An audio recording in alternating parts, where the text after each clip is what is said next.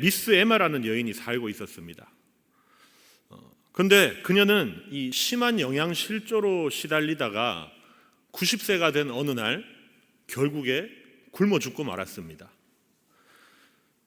그녀가 죽은 이후에 이제 관리들이 그녀가 살고 있었던 아파트를 가서 이런저런 뒷수습을 해야 되니까 방문을 했었는데 아파트가 정말 지저분하고 남루하기 짝이 없더라는 거예요. 집안에 변변찮은 살림살이다 하나 없이 심지어는 밖에서 훤히 다 들여다 보이도록 커튼조차도 없더라는 것입니다.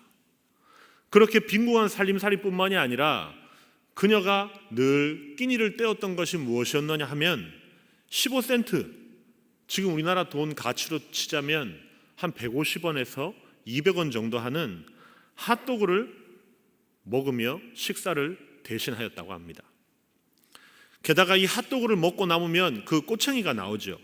그 나무젓가락과 또 상자, 그 상자의 포장지들을 차곡차곡 모아서는 추울 때는 난로에 부를 때는 땔감으로 활용하면서 살았다고 합니다.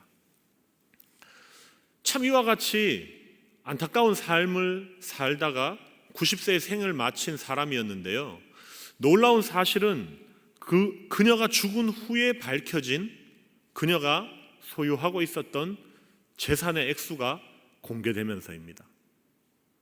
무려 50만 달러가 넘는 재산이 있었다고 해요. 집안에 차곡차곡 쌓아두었던 현금만 해도 수억 원에 이르고요.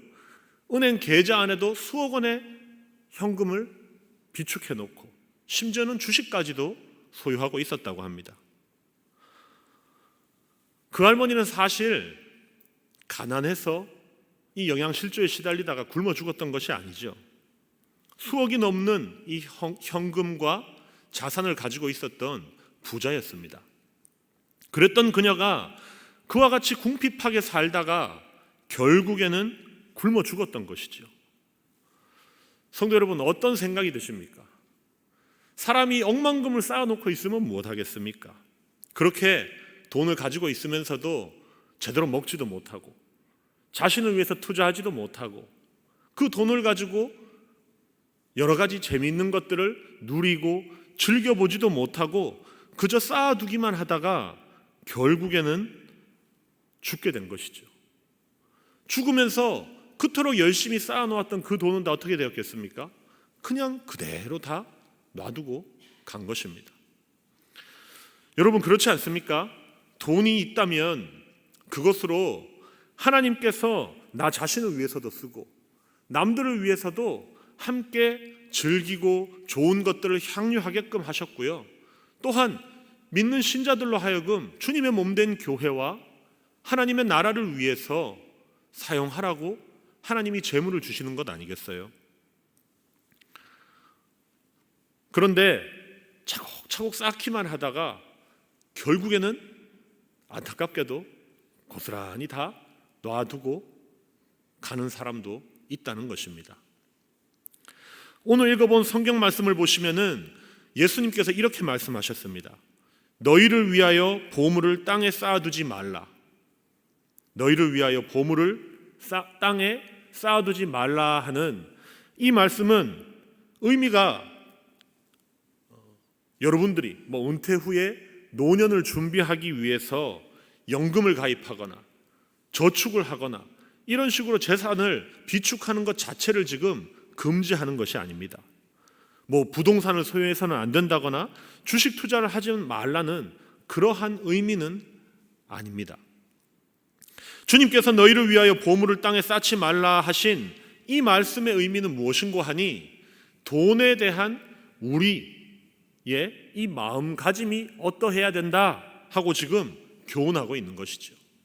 돈에 대한, 이 재물에 대한 우리들의 마음가짐을 가르쳐주고자 하는 것입니다.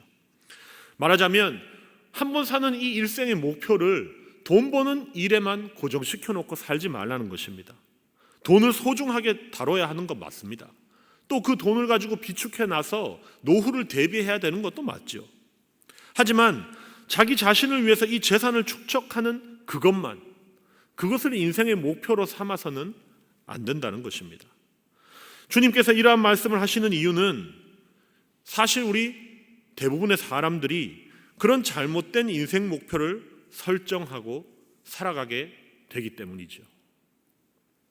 돈이 많든지 적든지 대부분의 사람들이 자기도 모르는 사이에 그러한 삶의 방향으로 걸어갈 수도 있다는 것입니다. 오래전에 몇 해가 흘렀는데요. 대학교 동창 친구와 만나서 이런저런 대화를 나누던 도중에 이런 말을 들었습니다. 그 친구가 대학을 졸업하고 처음에 3년 동안 배를 타면서 1억을 모으는 게 목표였대요. 1억을 딱 모으고는 내가 이제 이 병역 특례를 마치고 이제는 육지에서 취직을 해서 살아야지. 그런데 3년 병역 특례를 마치고 1억을 모아놓고 났더니 이제는 병역 특례가 끝나고 나니까 연봉도 많이 오르게 되고 육지에 나가본들 그 나이에 20대 후반의 나이에 어디를 가도 그만한 연봉을 받을 수 있는 직장이 없더라는 거예요. 그래서 아직 내가 솔로고 하니까 조금만 더 한 30살 정도까지만 내가 배를 타서 집도 사놓고 차도 장만해놓고 좀 결혼할 준비를 다 갖춰놓고 어느 정도 기반을 닦아놓은 다음에 배를 내려야겠다, 이런 생각이 들더랍니다. 그렇게 또 몇 년이 지나서 나이 30이 되고 그 목표를 달성하고 났더니 이제는 또 다른 목표가 생기더라는 거예요. 욕심이 계속 생기더라는 거예요. 결혼을 해서 아이도 낳고 이러고 봤더니 이거 한국에서 사는 것보다 배를 타고 해외 이곳저곳을 다니다 보니까 내가 한 10억 이상 현금을 모아놓으면 이것을 가지고 처분해서 살기 좋은 해외에 나가서 그냥 투자 이민을 가서 편안하게 아이들 교육도 잘 시키고 유유자적하면서 살 수 있겠구나 하는 그런 생각이 들더라는 것입니다. 어떻습니까, 여러분? 그 친구는 40이 넘어서 지금도 이 억대 연봉을 포기하지 못하고 선박기관장으로 살고 있습니다. 그것이 잘못되었다고 지금 비난하고자 하는 것이 아닙니다.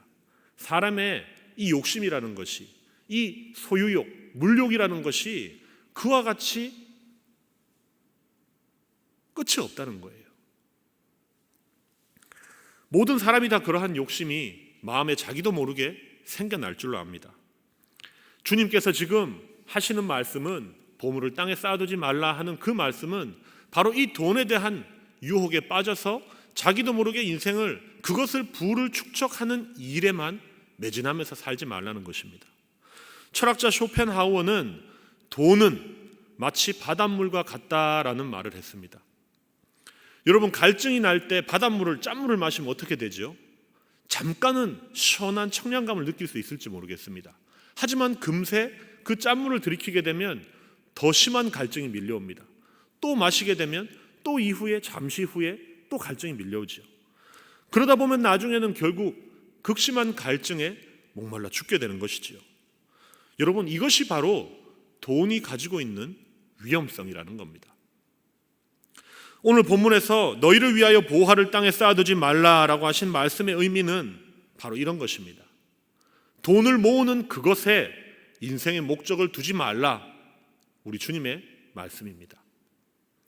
예수님이 말씀하신 이 보물이란 것이 무엇일까요? 보물, 그것은 어떤 값어치 있고 사람이라면 누구나 이 애착을 보이는 어떤 물질적인 것을 지칭하는 것이 틀림이 없습니다. 예수님 당시에 이 고대 사회에서 보물이라고 한다면 어떤 것이 있었느냐 하면 옷이라든지 금이나 은, 아니면 어떤 곡식, 이러한 것들이 당시에 보물, 이 부를 축적해 놓을 수 있는 도구가 되었습니다. 왜냐하면 당시에는 지금과 같이 이런 은행이 없었죠. 그러다 보니까 재물을 비축하는 방식이 현대 사회와는 많이 달랐습니다. 일반적으로는 3가지 방법이 있었는데요. 재물을 저축하는 첫 번째 방법은 값비싼 옷이나 외투 같은 것을 사서 모으는 것입니다. 여호수아 7장에도 보시면 잘 아는 아간의 사건이 나옵니다. 하나님께서 이스라엘 백성들로 하여금 여리고성을 점령하라고 명령하시고 그 여리고성을 점령한 뒤에 그 성 안에 있는 어떠한 것도 취하지 말고 싸그리 다 진멸하라고 명령하셨지요. 그런데 아간이라는 사람이 거기에서 어떤 물건들을 훔쳤다가 발각되어서 결국에는 처형을 당하게 됩니다. 그런데 그때 이 아간이 훔쳤던 물건 중에서 하나가 시날산의 외투 한 벌이라고 성경에 기록하고 있습니다. 시날산의 외투 한 벌. 이처럼 당시에는 옷과 외투가 굉장히 고가의 재산 가치가 있는 물건이었다는 것이죠. 그래서 그것이 이 비축육 어떤 재화 또는 투자의 대상이 될 수 있었다는 것입니다. 현대 사회에서도 유명한 예술가들의 작품이라든지 그림, 골동품 이러한 것들을 사 모으지 않습니까? 그랬다가 평상시에는 집에 그냥 인테리어 장식품처럼 쓸 수 있지만 그것이 어떤 유사시에는 되팔게 되면, 그것이 꼭 필요한 임자를 잘 만나게 되면 정말 이 상상을 불허하는 금액을 받고 팔아 넘기기도 하죠. 그런 것 비슷하게 이 옷과 외투가 당시에는 고급 재화에 속했다는 것입니다. 그런데 한 가지 문제가 있었어요. 이 옷이 보관하는 중에 좀을 먹게 되는 문제가 있었습니다. 지금은 좀약이 있어서 아니면 옷장 자체에도 여러 가지 좋은 기능성 제품들이 많다 보니까 옷을 넣어놔도 좀이 슬지 않을 수 있죠. 하지만 이 고대 사회에서는 그렇지 않았습니다. 이 재산 가치가 아주 비싼 값어치 있는 옷이 오랫동안 보관을 하려고 하면 좀이 쓰는 문제가 있었던 거예요. 그래서 오늘 본문에도 예수님께서 좀을 언급하고 있는 것입니다. 두 번째 재산의 축적 방법은 곡식을 저장하는 것입니다. 그런데 본문에 이 동록이라는 단어가 나오는데, 동록이라고 하면 무엇인지 조금 감이 안 오시죠? 헬라어 원문에서 동록이라는 말의 의미는 먹어치우다, 음식, 이러한 의미가 있습니다. 지금도 마찬가지죠. 창고에다가 쌀을 잔뜩 저장해 놓으면 바구미 같은 쌀벌레가 들끓는다든지 아니면 쥐가 그 저장해 놓은 쌀들을 갉아먹게 되죠. 먹어치우게 됩니다. 그래서 지금 오늘 본문에서도 이 곡식을 비축해 놓았을 때 동록의 위험이 있다라는 것을 주님이 일깨우고자 동록이라는 단어를 쓴 것이죠. 세 번째 방식은 금이나 은을 모으는 방법입니다. 예수님 당시의 사람들은 이 금이나 은을 모아서 비축해 놓을 때 자신의 집안 깊숙한 곳이나 특별히 이 마루바닥 같은 거 있죠. 그것을 뜯어내고서는 그 안에 숨겨 놓던지 혹은 집의 땅을 파서 그곳에다가 숨겨 놓았습니다. 그런데 도둑들이 이것을 구멍을 뚫고 들어와서 지금과는 다른 건축 양식이었잖아요. 그것을 훔쳐가는 일들이 빈번했다는 거예요. 이와 같이 일반적으로 옷이라든지 곡식이라든지 금이나 은 같은 것을 비축하는, 이 땅에 재물을 모을 수 있는, 보물을 쌓는 수단들이었다는 것입니다. 본문 19절 하반절을 보시면은 거기는 좀과 동록이 해하며 도둑이 구멍을 뚫고 도둑질 하느니라 하고 주님이 말씀하셨습니다. 여러분, 예수님께서 이 말씀을 하신 까닭의 이유가 무엇이겠습니까? 그처럼 이 땅에 재물이 가진 그 재물의 취약성 내지는 어떤 허무함을 지금 주님께서 강조하고 있는 것입니다. 우리가 재물을 비축하고 모아두려고 노력을 많이 하죠. 누구나 할 것 없이 모든 사람들은 재물을 모으기 위해서 다 노력하며 살아갑니다.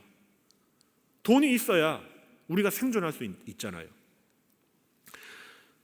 옷과 외투 같은 것들을 수집하게 됩니다. 많은 곡식을 비축하기 위해서 부단히 애씁니다. 금과 은을 비축하며 살아갑니다. 그렇지만 그것들이 이 사람의 바램처럼, 우리들의 바램처럼 오랫동안 안전하게 보존되지는 못한다는 것이죠. 나의 바람과는 달리 그런 것들이 나는 원치 않는데 나도 모르는 사이에 좀이 쓸 수도 있고요, 때로는 벌레 먹을 수도 있고요, 심지어 도둑 맞아서 다 잃어버릴 수도 있다는 것입니다. 뿐만 아니라 예수님의 이 말씀의 의미는 이 땅의 보물이, 이 땅에 쌓는 그 보물이, 재물 그 자체는 그것으로는 결코 사람의 마음에 완전한 궁극적인 만족감을 줄 수 없다는 것을 교훈하는 것입니다. 우리들은 지금 이렇게 자본주의 사회 속에서 정말 물질 만능주의가 팽배한 그러한 시대를 살아가고 있는 현대인들입니다. 특별히 우리가 더 귀 기울여야 할 말씀이라고 생각합니다. 돈을 많이 가지고 있으면 좋긴 하죠. 물론 누구나 할 것 없이 물질을 많이 가지고 있으면은 편리하고 좋은 점들이 있습니다.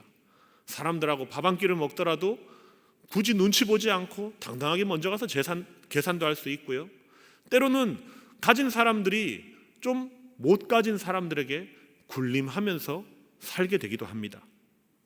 한 푼이라도 돈이 더 있으면 그 돈이 주는 만족감이나 편리함, 유용성, 기쁨, 이러한 것들이 참으로 많습니다. 그래서 그 돈을 많이 쌓아 놓으려고 열심을 내면서 살아가죠. 그렇지만 성도 여러분, 오늘 하나님의 말씀에 귀 기울이시기 바랍니다.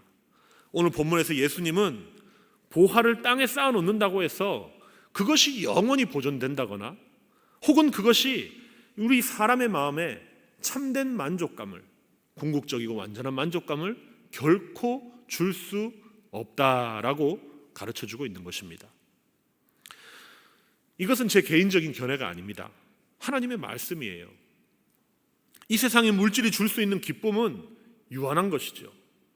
전도서 5장 10절 말씀입니다. 전도서 5장 10절에 은을 사랑하는 자는 은으로 만족하지 못하고 풍요를 사랑하는 자는 소득으로 만족하지 아니하나니 이것도 헛되도다 했습니다. 제 개인적인 견해가 아니라고 말씀드렸던 이유는 지금 이렇게 재물에 대해서 저 같은 사람이 별로 가진 것 없는 사람이 재물 그거 아무리 이 땅에 많이 쌓아 놓아 본들 별거 아닙니다. 그다지 설득력이 없을 것 같아요. 예를 들자면 지식이나 세상의 학문에 대해서 신약 성경의 사도 바울이 언급했던 적이 있죠. 바울 사도가 어떤 인물이었습니까? 그는 유대인 중에 유대인이었고 가말리엘 문화에서 당대의 최고 석학의 직계 제자였습니다. 세상 학문에 정통한 사람이었습니다. 그랬던 그가 그리스도를 아는 지식만이 가장 고상한 것이고 가치 있는 것이라고 하면서 이 세상의 학문들은, 세상의 지식은 배설물과 같이 여긴다라고 고백했지요. 그런데 요즘 말로 별로 공부도 시원찮게 하고 공부에는 전혀 취미도 없고 공부 못하는 학생이 여러분의 자녀가 엄마, 아버지, 저는 예수님 아는 지식만을 가장 가치 있고 고상한 것으로 알겠습니다. 저는 이 세상의 학문은 배설물과 같이 여기겠습니다. 어떤 마음이 들겠습니까? 어이가 없어서 웃겠죠. 야, 네 성적표가 배설물과 같은데 지금 무슨 소리냐? 성적표가 네가 전교 1, 2등을 하고 수제 소리를 듣는다면 네가 그런 말을 해도 진짜 은혜 받은 아이구나 라고 나한테 설득력이 있을 수 있겠는데 네 성적표를 보고 그런 말을 해라 이러지 않겠습니까? 여러분, 솔로몬이 누구입니까? 아마도 성경에 기록된 인물들 가운데 가장 부자였을 것입니다. 그렇죠? 하나님께서 이러한 솔로몬을 통해서 지금 재물에 대해서 계시하신 이유가 있을 것입니다. 이 땅의 재물이 그처럼 정말 세상에 그 누구와도 견줄 수 없을 만큼 이 땅에 보물을 많이 쌓아보았던 솔로몬 왕이 그것이 결코 사람에게 참된 만족을 줄 수도 없고 그것이 영원히 보존되지도 않는다 하는 이 사실을 말하고 있는 것이죠. 성도 여러분, 하나님의 이 말씀에 귀 기울이시기 바랍니다. 보물을 이 땅에 쌓아두는 그 일에 너무 연연하면서 목을 매며 살지 마십시오. 보화를 땅에 쌓아본들 그것은 영원히 보존되지도 못하고 그것이 나의 마음에 참된 만족을 가져다 줄 수 없습니다. 대신에 우리 주님은 우리를 위해서 보물을 쌓되 땅에 쌓지 말고 하늘에 쌓아두라고 말씀하십니다. 20절 말씀에 오직 너희를 위하여 보물을 하늘에 쌓아두라 말씀하셨습니다. 한 가지 주의할 점이 있습니다. 예수님께서 우리가 자신의 이익을 추구하는 것을 지금 반대하는 것이 아닙니다.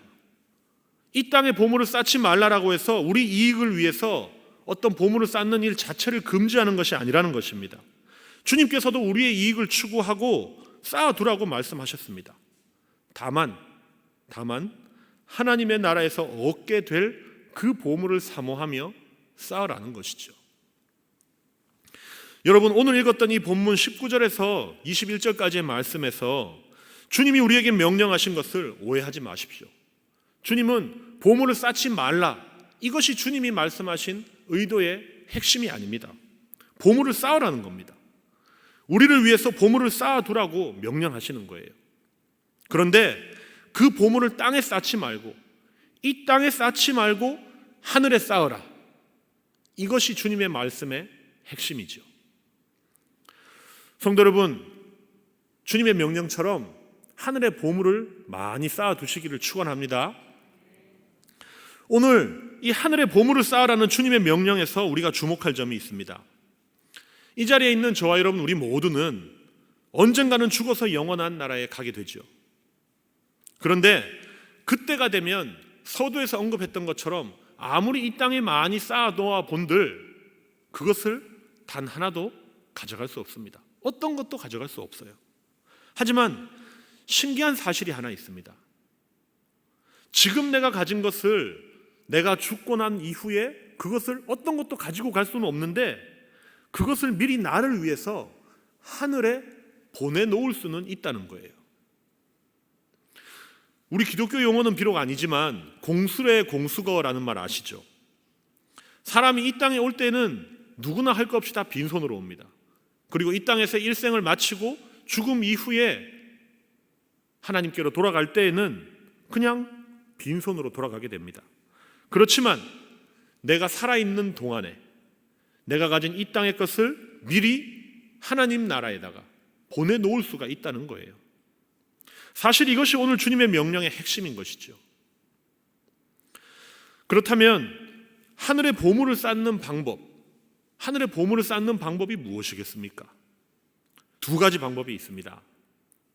첫 번째는 남들을 위해서 구제하는 것입니다. 남들을 위해서 구제하는 그것이 나를 위해서 하늘의 보물을 쌓는 방법입니다. 누가복음 12장 32절과 33절 말씀입니다. 우리 함께 읽어보겠습니다. 시작. 적은 무리여 무서워 말라. 너희 아버지께서 그 나라를 너희에게 주시기를 기뻐하시느니라. 너희 소유를 팔아 구제하여 낡아지지 아니하는 배낭을 만들라. 곧 하늘에 둔 바 다함이 없는 보물이니 거기는 도둑도 가까이 하는 일이 없고 좀도 먹는 일이 없느니라. 아멘. 구제에 따른 이 확실한 보상이 있다는 사실을 지금 주님께서 강조하시기 위해서 하늘의 보화를 담을 배낭을 미리 만들어라 라고까지 주님이 말씀하셨습니다. 그리고는 그 보화를 장차 우리가 받게 되는 그날까지 하나님이 친히 굳게 지켜주시겠다고 약속하셨죠. 이외에도 성경의 여러 곳에서는 구제하는 것이 하늘의 보화를 쌓는 가장 좋은 방법이라고 말씀하고 있습니다. 디모데전서 6장 18절과 19절 말씀입니다. 선을 행하고 선한 사업을 많이 하고 나누어 주기를 좋아하며 너그러운 자가 되게 하라. 이것이 장래에 자기를 위하여 좋은 터를 쌓아 참된 생명을 취하는 것이니라. 아멘. 구약성경 잠언, 전도서, 신구약 성경 전체에서 계속해서 지속적으로 일관되게 가르치는 것이 하늘의 보물을 쌓기 위해서 구제하면서 살아라, 이렇게 가르치고 있습니다. 성도 여러분, 우리들의 관심은 어떻습니까? 얼마나 많이 가지고 있느냐, 늘 이것에 우리는 우리의 어떤 주안점을 두게 되죠. 하지만 그것보다 더 중요한 게 있습니다. 하나님이 우리에게 더 중요하게 여기시고 하나님이 보시는 것은 얼마나 많이 모았느냐 하는 것이 아니라 얼마나 많이 구제하고 선한 일을 행하고 얼마나 많이 나누었느냐, 얼마나 많이 베풀었느냐, 이것이 하나님 관점에서의 중요한 부분이라는 것입니다. 중요한 그 일을 행할 때에 하나님 나라에 우리를 위해서 틀림없이 비축해 둘 것이라고 하나님이 친히 약속하셨죠. 그리고 마태복음 6장 4절에서는 내 구제함을 은밀하게 하라. 은밀한 중에 보시는 너의 아버지께서 갚으시리라 하고 말씀하셨습니다. 내가 구제하는 그것을 때로는 주변의 사람들이, 다른 사람들이 아무도 모를 수 있어요. 내가 열심히 베풀고 나누고 구제하며 사는데 그 누구도 인정해주지 않고 칭찬해주지 않고 알아주지 않는 거예요. 그런데 서운해하실 필요 없습니다. 하나님께서 보고 계시고 하나님이 그것을 아시고 반드시 갚아주시겠다고 약속하셨습니다. 성도 여러분, 여러분의 구제나 선행이, 우리 신자의 구제나 선행이요, 결코 없어지는 것이 없습니다. 하나도 남김없이 하나님이 꼭 기억해 주시고 그것에 대한 보상을 약속하고 계시다는 사실을 믿으시기 바랍니다. 하늘의 보물을 쌓는 두 번째 방법입니다. 그것은 주님의 일에 내가 가지고 있는 것을 바치는 것입니다. 주님의 일에 내가 가진 것을 바치는 그것이 하늘의 보물을 쌓는 두 번째 방법입니다. 누가복음 18장 29절과 30절 말씀입니다. 우리 함께 읽겠습니다. 시작. 이르시되 내가 진실로 너희에게 이르노니 하나님의 나라를 위하여 집이나 아내나 형제나 부모나 자녀를 버린 자는 현세의 여러 배를 받고 내세의 영생을 받지 못할 자가 없느니라 하시니라. 아멘. 이 땅에서 주를 위해서 헌신하고 희생하며 주님의 일에 바친 자는요, 이 땅에 살 때에도 방금 뭐라고 기록되어 있었죠? 현세에서도 여러 배를 갚아주신다고 약속하셨습니다. 마가복음 10장 30절에는 무려 100배로 갚아주시겠다고 약속하셨습니다. 그리고 이 현세에서 뿐만이 아니라 장차 하나님의 나라에 들어갔을 때에도 상을 받게 될 것이다 하고 말씀하고 계십니다. 그런데 여러분, 우리가 한 가지 여기서 주목해 볼 점이 있습니다. 예수님께서 주님의 일에 내가 가진 것을 바치는 이것을 지금 말씀하시면서 그 원리를 마치 투자하라 이런 식으로 말씀하고 있다는 것이죠. 이렇게 본문에 대해서 이해한 다음에 주님이 지금 주님의 하늘의 보물을 쌓기 위해서 나의 것을 바치는 그것이 투자하는 것이다 라는 이 관점에서 본문을 읽어보게 되면 다시 한번 보시기 바랍니다. 마치 주님께서 너희를 위해서 이 땅의 보물을 쌓으면서 투자하지 말고 하늘의 보물을 쌓으면서 투자해라.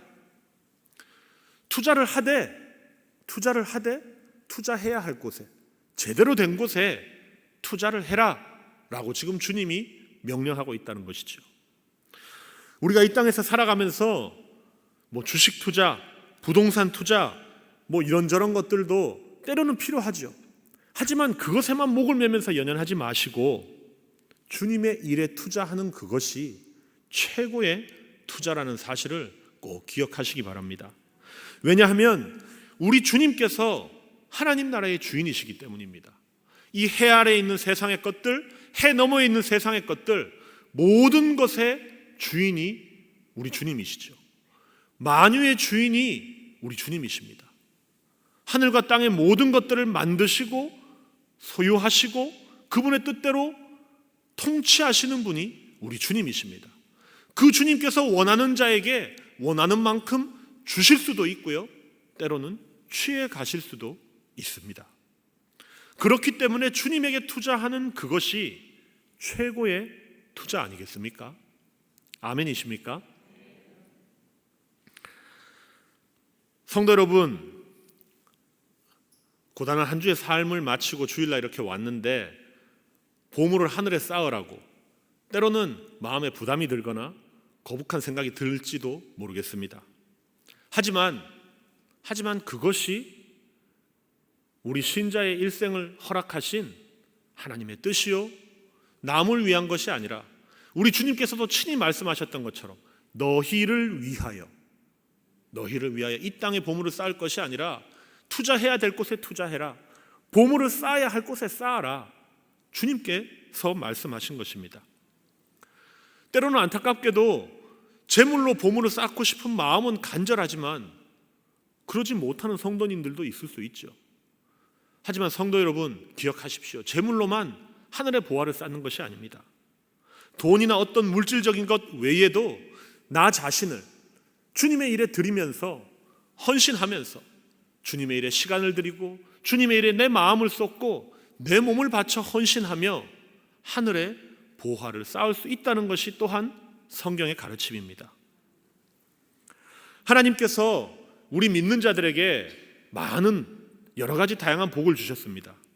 그 가운데에서는 오늘 말씀하신 이 주님의 말씀에 비추어 보자면 하늘에 투자할 기회를 준 것이야말로 우리 신자가 받은 특권이요 축복인 줄로 믿습니다. 우리들은 이 땅에 있는 물질적인 것, 유한한 것을 가지고 영원한 하늘나라의 보물을 쌓을 수 있는 기회를 받은 것입니다.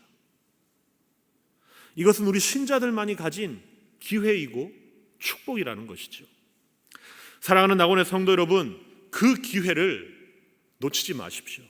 꼭 선용하면서 일생을 사시기 바랍니다. 할 수 있는 대로 최선을 다해서 정말 하늘에 보물을 많이 쌓아두는 부유한 낙원의 모든 성도님들 되시기를 주님의 이름으로 축복합니다. 기도하겠습니다. 하나님 아버지, 은혜를 감사합니다. 이 시간 말씀을 듣는 우리 모두가 마음으로 소원하고 다짐합니다. 주님께서 우리에게 주신 물질뿐만이 아니라 주어진 시간과 건강과 우리의 삶을 주님을 위해서 드리기를 소원합니다. 하나님께서 주셔서 내가 가진 것으로 사람들을 구제하고 베풀며 살기를 원합니다. 또한 주님의 몸된 교회와 하나님의 나라 확장을 위해서 기꺼이 드리는 믿음의 사람 되기를 원합니다. 그리하여서 장차 우리가 거하게 될 저 하늘나라에 나를 위하여 보물을 많이 쌓아두는 부유한 하나님의 백성들 다 되게 하여 주옵소서.